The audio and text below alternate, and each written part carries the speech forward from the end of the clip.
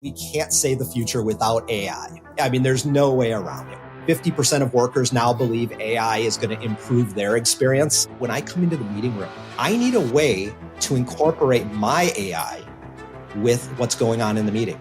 It's almost a bring your own AI type of a concept. Most of what we do in our day-to-day is going to change significantly.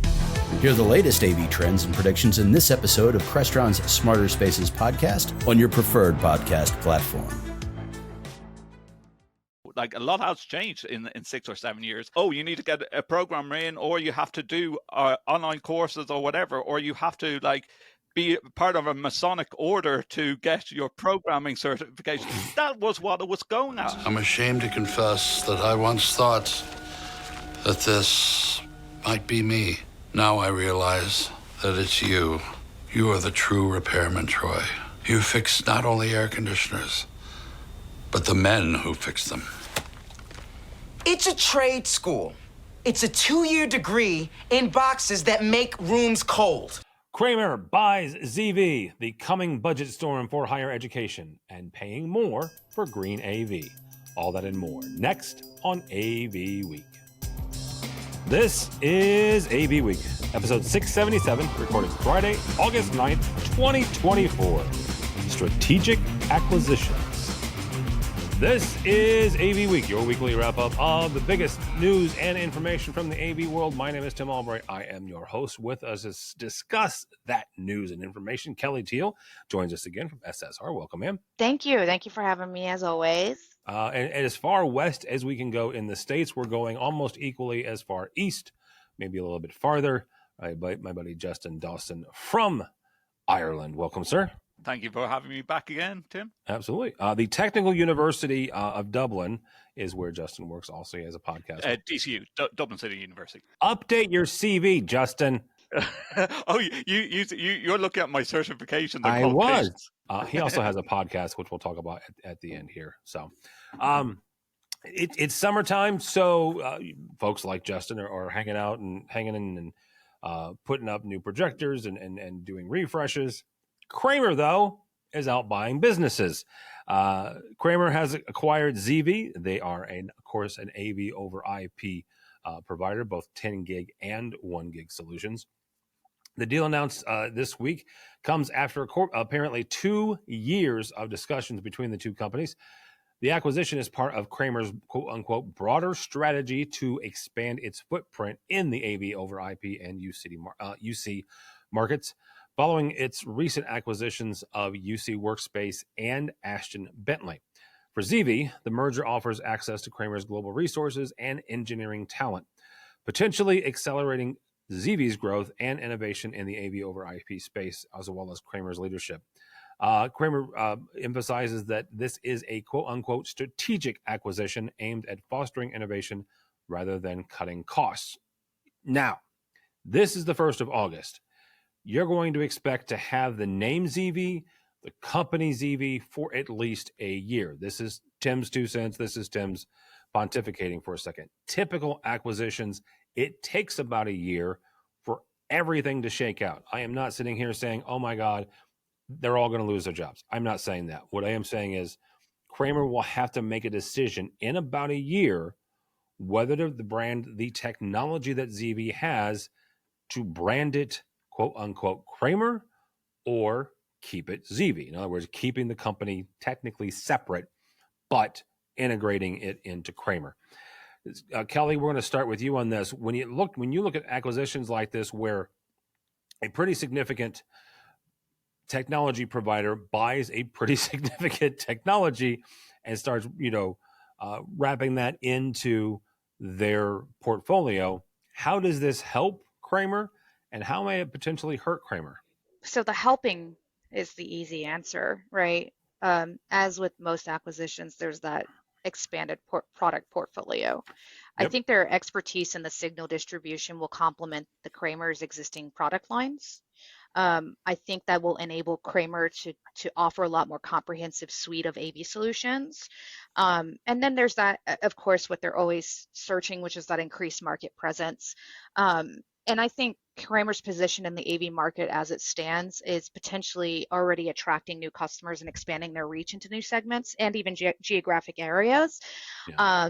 And then, of course, enhanced technological capabilities. That can also, ZeeVee's technology can certainly strengthen Kramer's offerings, technological offerings, if you will, and particularly in areas such as signal distribution, and that could lead to an innovative product development.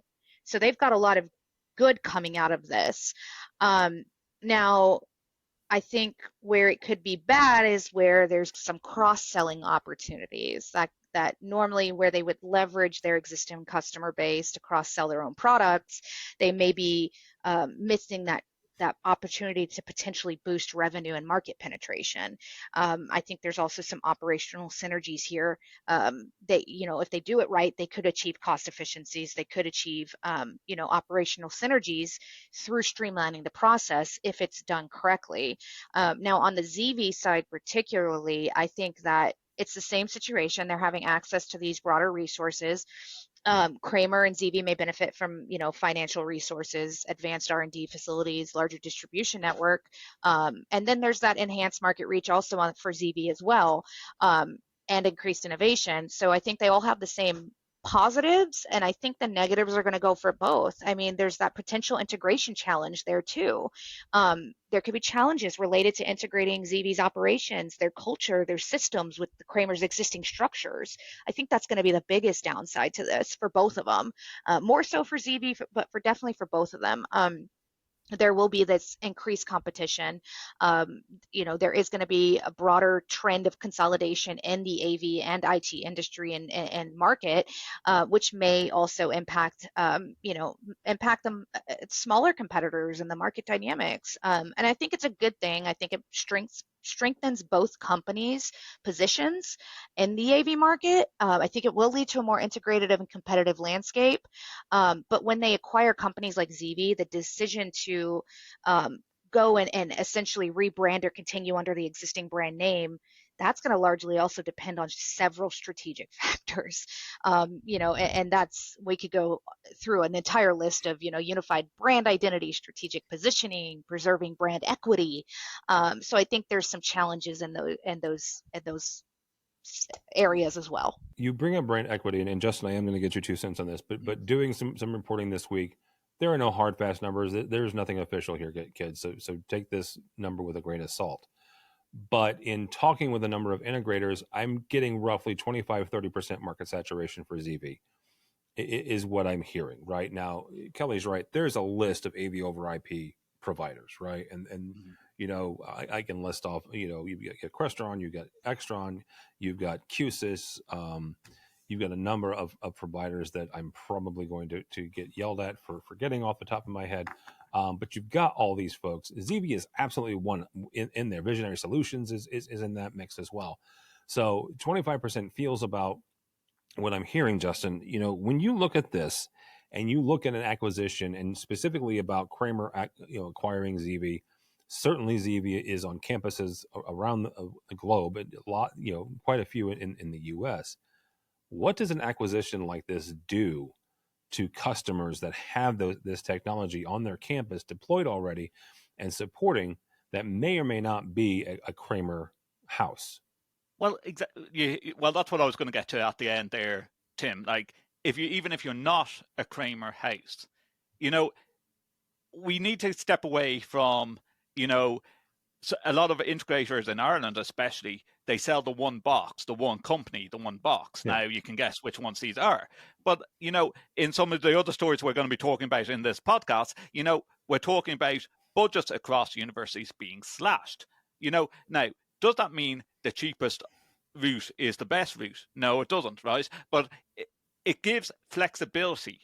And I want to wind it back a bit at the moment and just say, Kramer didn't just do this overnight. No, it took them 2 years. It took them 2 years, right? And you look at some of the stories that came out around Infocom. We all know what the stories were, that Kramer had fallen out of the top 4. And, people would say, well, hold on a minute. Was this a rush plan to buy an, as you say, it took 2 years to do. They've done their planning. They've done their homework. They bought into ZeeVee. yeah, maybe ZeeVee was falling down in the market shares as well. But, buying a company like that it's not just all about the product. It's about the experience of the staff that are there. And these staff that are there could create a new product, or solution. I always go back to, in the higher ed type of vertical, the most important thing is being able to provide hardware and software that is user friendly. Now, not even like me as an AV manager can use, but the end user can use, and we have to get away from this model of we have to hire in the integrator that's going to program the box and it's going to cost us €800 a day. We need to get to that stage where, it's whether it's open source or whether it's online programming that is simple, straightforward to create a matrix that can provide. We're getting there, dude. And we are getting there. And I have to say, where that's going to be hard hitting, Tim, is going to be the other top four that are still not providing that type of solutions. I would, okay, let me push back slightly on that, Justin, because if you look at you look at the biggest booths at Infocom, right? And I'm not going to make any category adjustments here, just the biggest booths at Infocom. Those companies are primarily turning into software companies. Yes, they still make hardware, right? The two biggest microphone companies in the world, I'm not going to name them, but you know who they are. Those folks are more likely to be software engineers than they are hardware engineers now. You have you have Crestron, you have Extron, you have Harman, you have Qsys. Those companies have leaned more into software. You look what Harman did during COVID. Their platform right now I could program an AMX, right? And that's saying something, right? Because it is more configurator based now than it was even 3 years ago. And it's so important that it is going that way. Like if you take a step back, from the time that I went from private sector into higher ed, it was still that type of approach of going, oh no, I'm talking about 6 years ago. Like, a lot has changed in 6 or 7 years of, you need to get a programmer in, or you have to do online courses or whatever, or you have to be part of a Masonic order to get your programming certification. That was what it was going at. It has got more flexible. It has got more software based. It needs to get more software based. I believe that a lot of the top four sell the same box that are the expensive boxes on the wall, not looking at the smaller solutions for like classrooms and meetings that the likes of Kramer and ZeeVee will be able to offer. No, well, we will have to see. Well, I'm serious. We'll probably look at another year or 2 years before this whole thing shakes out. But can I just touch into what will the name be? I still think it's going to be Kramer all over. That would be my prediction. That would be mine as well, right? They've got the new software solution now called Pantarray. That is their push more into software. I would agree with you, but again, we'll have to wait for a year to see whether or not Justin and I are right or wrong. We've got a new study coming out from Sony Professional Displays and Solutions Europe. It has revealed that businesses, according to the study, are actually willing to pay more for sustainable AV products.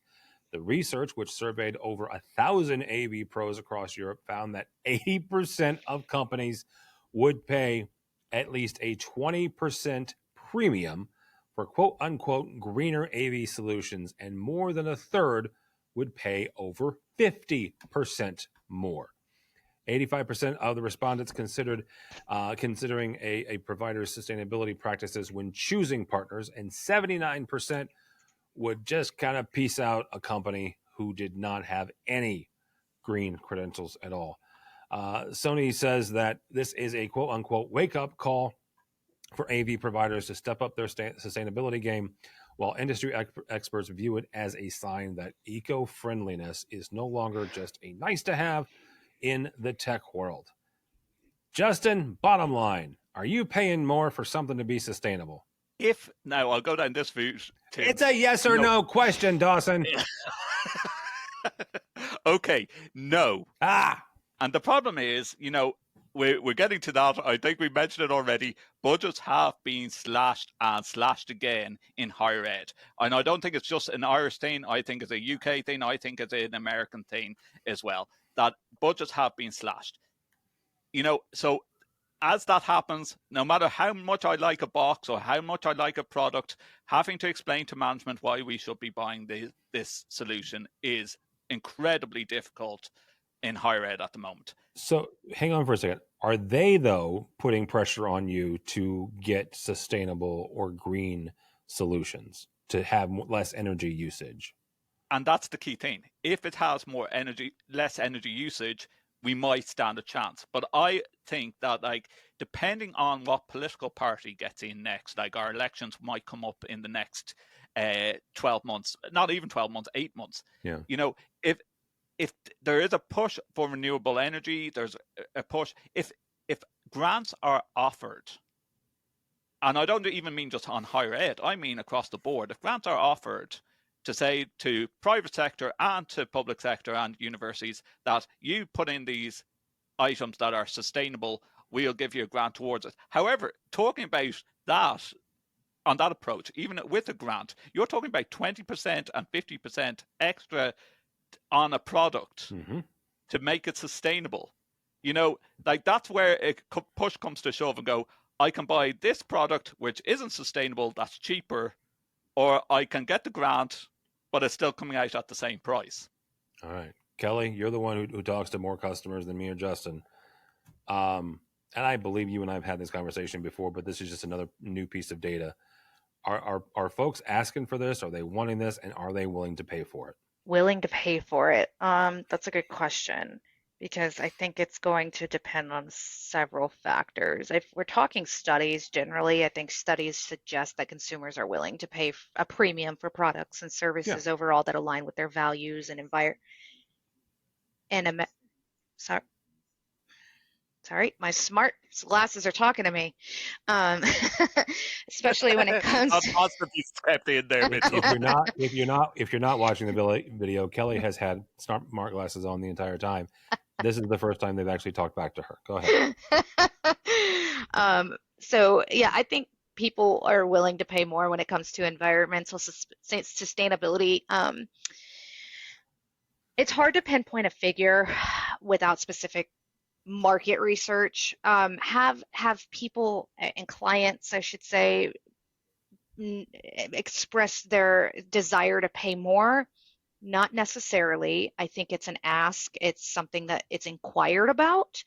I think they may be willing to pay a bit more for energy efficient products, and if you're talking about made from sustainable materials, longer lifespan, I think those premiums that range from 5 to 15% on the product and the market, they'd be willing to pay. A lot of the feedback I get is, how much less power does this product consume? Is it designed to be more energy efficient? Can it, if there's a system or a display system or even a lighting system that is more expensive up front, but it's valued for the long-term savings on the, for instance, the usage of the product, the bills on the electricity, I think in that sense, yes, a lot of people would be willing to pay a premium. It also comes down to the material and manufacturing practices as well. So I guess it all depends on what we're talking about here, what product we're talking. Recycled and sustainably sourced materials, I think that would highly depend on the perceived value and the cost of using such materials. And then the end of life considerations as well. We get asked that question quite a bit. Products designed for easier recycling will take back, or with take back programs, is what most of them call it. May also see a price premium because they might pay for those features to significantly contribute to sustainability. So it's really just based on brand and market trends. I do get asked a question about sustainability. I've given quite a few presentations on AV sustainability, but I haven't had a whole lot of feedback in terms of this is the premium you'd pay for it, and if those people are willing to pay that premium. Because when we're looking at it, we're looking at budget overall.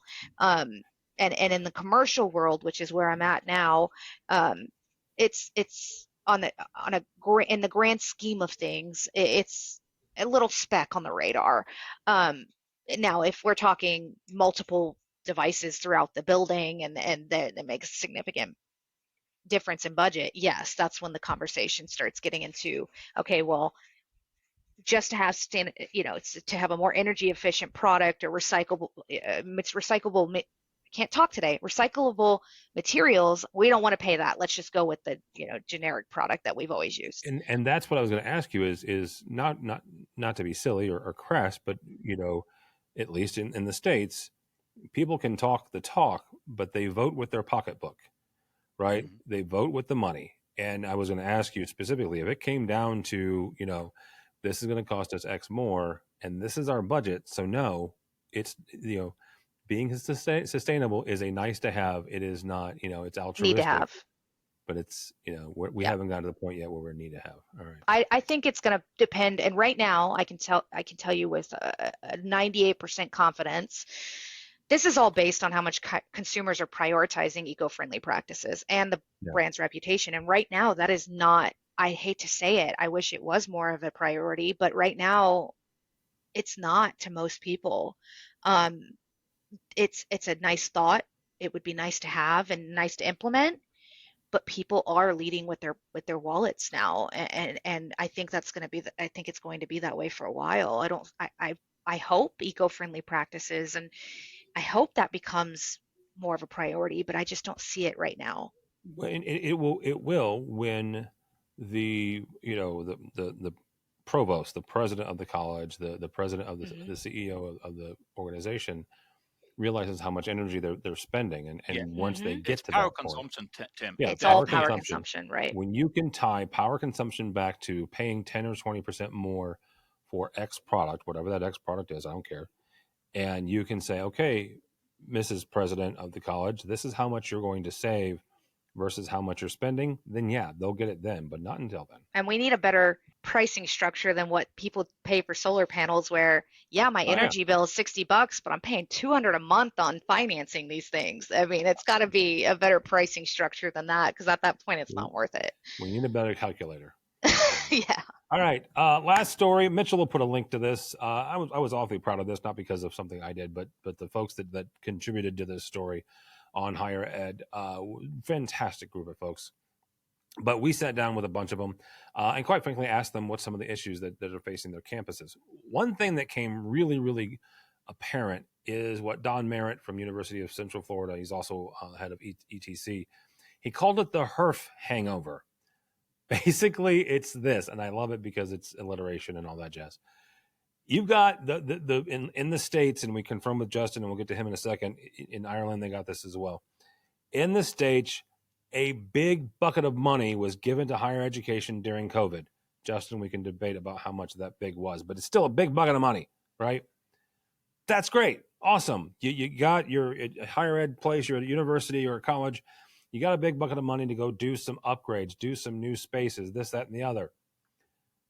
However, when those systems come up for refresh, and that's 5, 7, 10 years, I don't know what your refresh cycle is, but you got something there.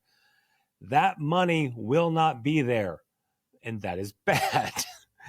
Institutions are already cutting budgets for training, for travel, for personnel, and in about 5 years, they'll have to either cut more to meet those refresh cycles, to get that the brand spanking new stuff that was put in 2 years ago. They're going to have to either replace it or say that those rooms no longer exist, or make them last longer than they should.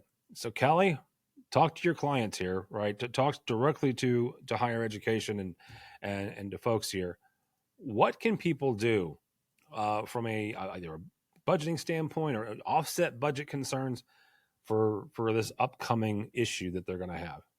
I think there's a few things that need to happen first and foremost. They need to implement life cycle management. And the reason I say this is because they need to adopt a structured life cycle management approach to maximize the use of its existing technology, right? Many organizations will provide financial support for technology upgrades, as we spoke about, but regular maintenance and updates can extend the lifespan of that equipment and that software. we also just in general need to encourage cost-saving behaviors, cost-effective practices such as equipment handling, energy conservation. Just that awareness in general can lead to less wear and tear and lower operational cost. Regular review and budget adjustments, just expenditures to identify areas where savings can be achieved based on real-time needs as it stands. And then I think, just encouraging the cost-saving behaviors. So, grants and external funding are kind of on the back end. That I feel like that's already something that's implemented. Collaboration and shared resources, increasing that, partnering with other institutions or organizations that can lead to shared resources and bulk purchasing discounts. Collaborative agreements can help in obtaining better pricing on both the hardware and the software. And then you can also leverage open source software as well. So alternatives such as you could significantly reduce software costs, but many open source tools are robust and community supported as well. And that offers a viable option for institutions with limited budgets overall. But you can also look at cost-effective options such as scalable solutions that can long-term, can pay for what they use and adjust the services as needed. So that's more of a what kind of effort can we put into cutting down on costs, saving money. I mean, a lot of this is going to be behavioral based, and then a lot of it's going to be, okay, what can we do to get discounts? What can we do to keep the longevity of this going? What can we do, to prioritize and plan? And I think a clear strategy that prioritizes critical updates and aligns with institutional goals and a well-defined plan can help in making informed decisions about what to refresh first and what can be deferred. Justin, you're one of the folks that did get one of these grants and it was able to upgrade some of your spaces. What are you doing? Well, like that, what's happening in America is very similar over here in Ireland. Like we got a big wad of cash probably during the COVID and the lockdowns. Make things go online, and then all of a sudden, all that money dries up. I think a lot of universities, whether you're in Ireland or America or anywhere in between, it was the fact of like the supply chain issues during COVID. Then people were buying in a hurry, whatever they were able to buy. There was a couple of products that were brought out that were really in beta stages, to do, whether it be over Teams or over Zoom. And then these products were never supported afterwards. I don't need to name manufacturers. There's several out there that we know of that had these type of products that, as soon as COVID ended, we had this brand new product. We're not going to support this product anymore. And then as soon as COVID ended, everyone was back onto campus. So this whole idea of like, do we support these Zoom rooms? Do we support these Microsoft Teams rooms?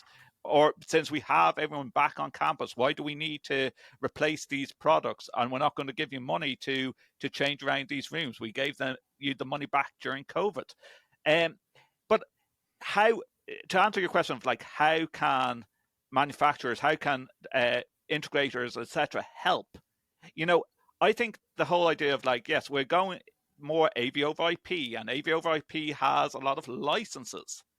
The license-based structure needs to dramatically decrease in cost. Especially companies that are charging like they might approach us as a university and go, "How many students have you got?" I was like, "Well, that's immediately knocking us out on our figures of budget."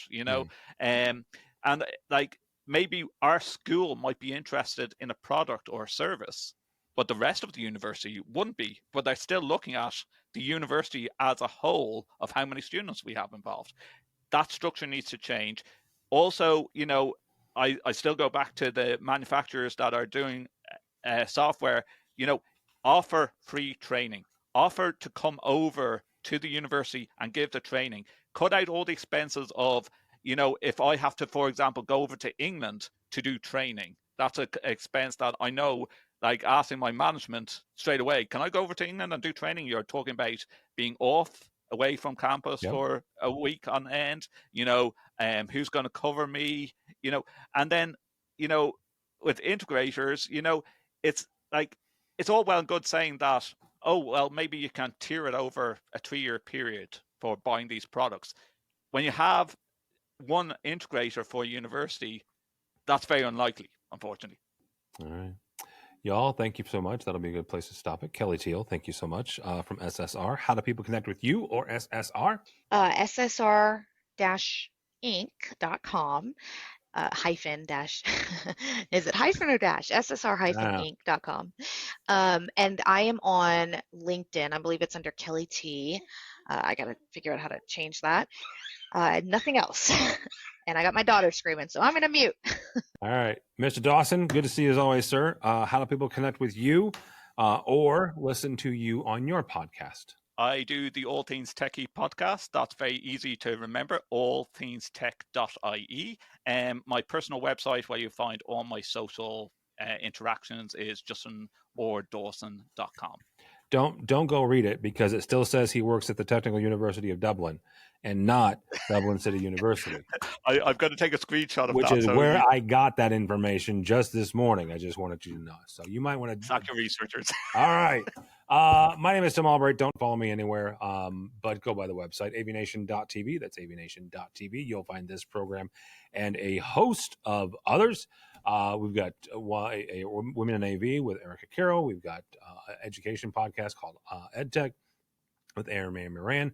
My buddy Steve Greenblatt does one on control and automation called State of Control. And of course, we've got ZeeVee. Speaking of ZeeVee, I will be in Denver the 5th through the 7th of September for CEDIA and CI Expo. Our buddies over at Commercial Integrator started that last year. So you've got the CEDIA side, which is the residential side. You've got the CI side, which is, of course, the commercial side.